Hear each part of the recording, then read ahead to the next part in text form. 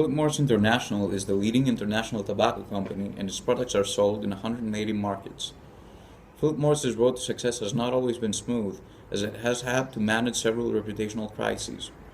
In July of 2010, the company sustained a severe reputational attack from two stakeholders: the NGO Human Rights Watch, that released reports accusing the company of poor child labor practices, and the news media outfits like The Independent and the New York Times that featured the NGO's report and extensively covered these abuses.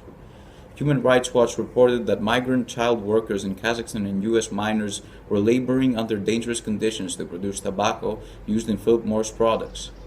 Children as young as 10 years old were laboring on tobacco farms, developing red rashes on their necks and stomachs from exposure to tobacco leaves.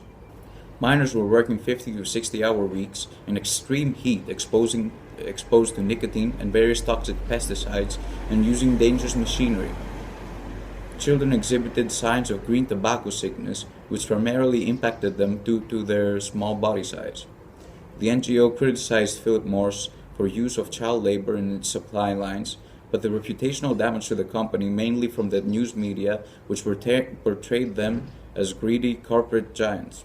The Independent commented that tobacco giant Philip Morris had been forced to admit that child workers as young as 10 have been subjected to long hours on tobacco farms. The New York Times reported that Philip Morris revenues in 2009 amounted to $25 billion, making it financially capable to demand change in working conditions at its suppliers' tobacco farms. Philip Morris responded to the crisis by adopting a reactive communication strategy, and in particular a corporate identity campaign to rebrand itself as a good corporate citizen. This strategy is in line with Freeman's stakeholder theory, which suggests that organizations should aim to create value for all their stakeholders. Philip Morris spokesman Peter Nixon was immediately dispatched to publicize the company's committed opposition to abusive child labor practices. Philip Morris expressed his appreciation to Human Rights Watch for bringing the abuses to the company's attention, a tactic in line with Bowie's business ethics theory, which involves treating stakeholders with dignity and respect and viewing the business firm as a moral community. The company, adopting community relations tactics, announced that it would implement an exacting agricultural labor practices program to eradicate child labor abuses in the tobacco supply chain and improve overall working conditions. It lobbied the industry with its own list of hazardous tasks, prohibited to minor tobacco farm laborers, which it imposed on its suppliers, and engaged external monitors to police its suppliers' adherence to its child labor policies. As a further community relations strategy, Philip Morris lobbied with local governments and NGOs to allow the children of migrant workers access to schools.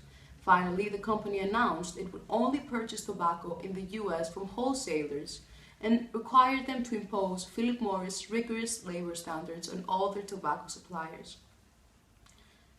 The effectiveness of Philip Morris's communicative practices can be gauged by stakeholders' reaction.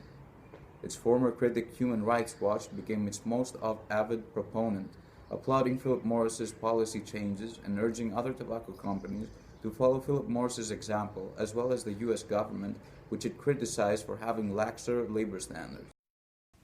Philip Morris has undertaken many reputation-building activities. It sponsored charitable and educational projects in Korea and Switzerland, enhancing community relations. It sponsors Formula One. Philip Morris has lobbied for environmental sustainability, encouraging tobacco farmers to recycle, and has reduced its own carbon footprint, enhancing community relations. Although Philip Morris products are responsible for the deaths of millions, the company has to a great extent changed its public image from a greedy corporate giant to an innovative, socially responsible corporate role model by adopting practices in line with Freeman's noble cause strategy, which suggests that companies may have a purpose of making the world a better place by making a difference.